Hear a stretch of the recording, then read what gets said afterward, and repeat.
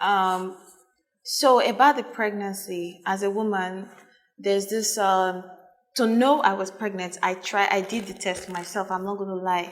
For a couple of times, like three different times, I missed my period. A woman does test, it all says positive. I told him I was very excited because how he told me we're going to become family. And because of his personality, he couldn't just come out and marry me and divorce his wife and do. He told me in a pattern that we were following at the time with him.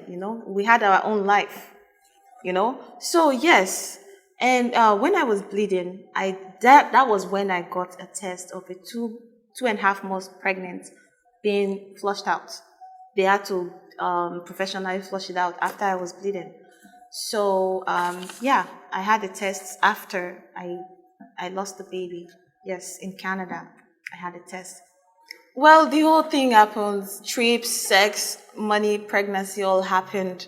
It was after I was pregnant.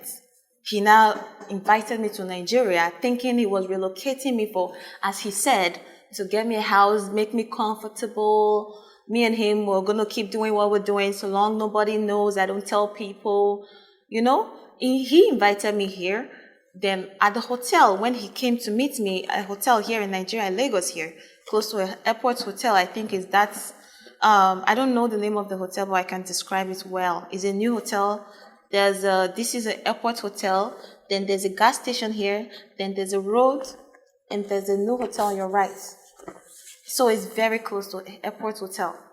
So I waited for him there. He came and he brought a drink called, is it um Bloody Mary or something. He brought a drink and he said that was the drink he loves. That's his favorite drink. And I said, okay. He gave me to drink. I drank it. Then he said he was hungry. I didn't even take notes that he didn't drink it. He distracted me by saying, I'm hungry. Let me order for food. Then he ordered for goat pepper soup. Okay, actually, when he gave me the substance to drink in the hotel, I started bleeding that day through my anal when you're trying to take a shit. Not period parts. No. When you're pooing, I started bleeding. My stool was having a lot of blood. So, and I bleeded from that over 1 year and 1 month. From September 2015 till October 2016.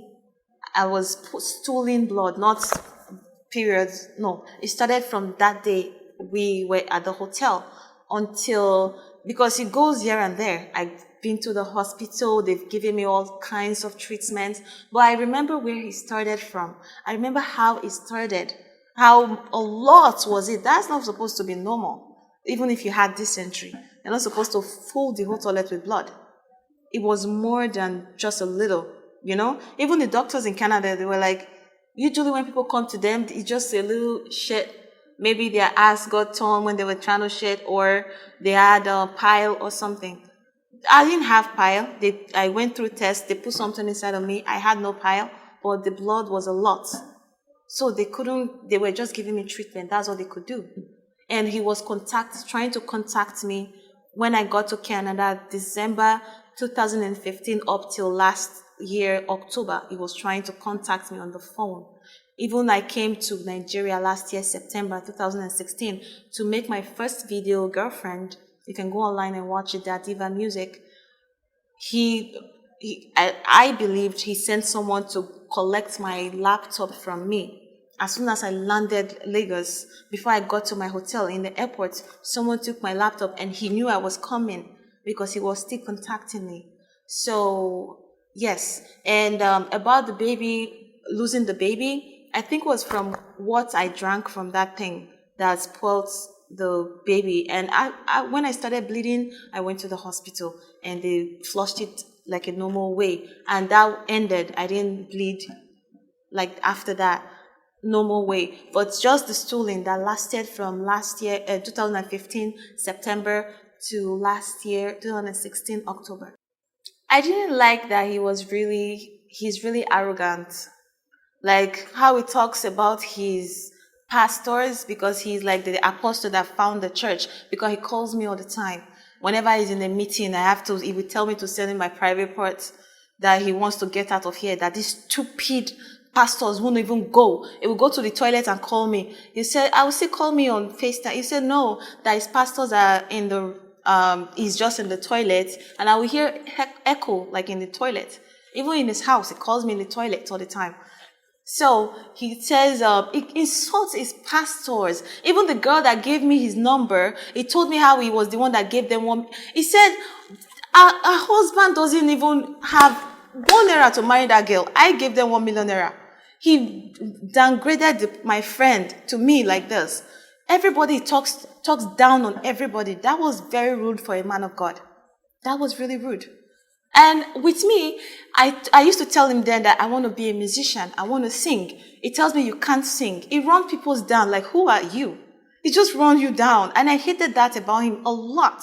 I find it difficult to talk to him about, he talks to me about everything, but I can't talk to him about the one thing I want to do in my life, which is to sing. He runs me down and says, you can't sing. Why would you? And I believe anything he says, that could really affect me. You know, you telling me, I believe, telling me you can't do it. You're supposed to help me do it.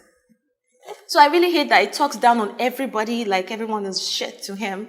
And what I liked about him, he was very generous to me. And, well, the love thing was, at the time, it was sweet. That was all I enjoyed. And his personality, he couldn't eat at it. When I was with him, I had to beg him to eat food.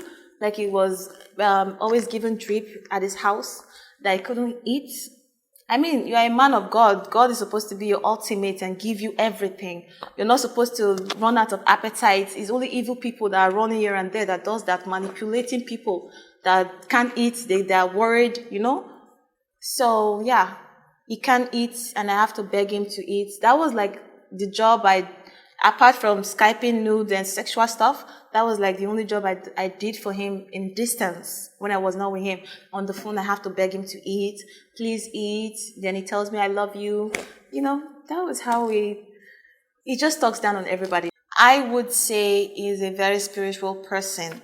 And for him to get that high in the society, obviously, I didn't know before, but now I understand everything. He is a very highly spiritual person. Yes, because any man I was with, when I was dating Suleiman, he knew. He was here in Nigeria. If I was with any man, he would call me, you are with a man right now. He did that more than 3 times, and I gave up. So I cut every man off my life.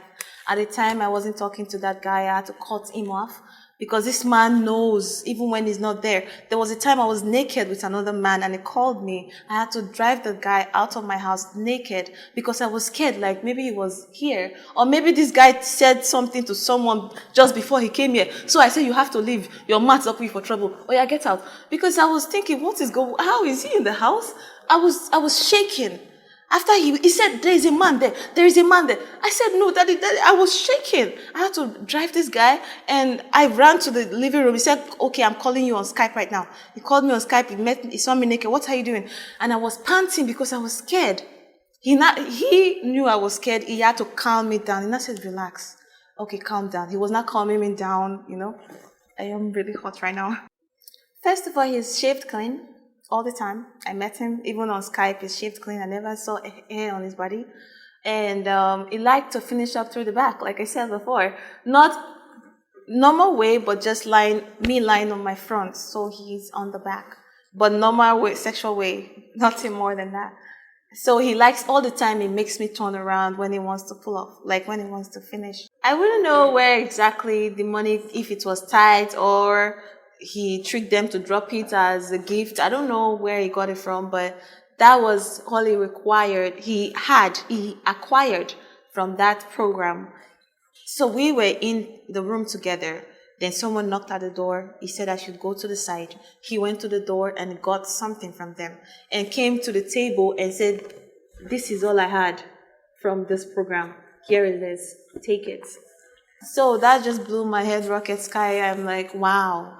You know, that was 8,000 euro. I'm like, oh my God. I even took a picture with it. I was really happy, you know. So I wouldn't know if that was from collection, tithes, or offerings. But it was from the church, from the program he had. Well, I have been feeling funny from the first day, but following someone you trust is hard for you to say something to oppose, especially when they are giving you money. You don't want to ruin it. And I thought, okay, if he's wiser than me, he's older than me, he's more everything than me. If he was saying that was right, when he gave me the money, I thought like maybe that is what he usually does, and his God was okay with it. I don't know. So I didn't know. Apart from the drink gift he gave me at the hotel and money, he never really gave me. I was the one that gave him gifts. I bought him some stuff. So he never bought me anything. He only said he's like a busy person and he doesn't like go buy stuff, but he can give me money to buy anything I want. Unless maybe a house that he knows someone to call. Apart from those stuff. And we never really hung out outside. Apart from him walking me from his hotel to my hotel. There was no really outdoors hangouts.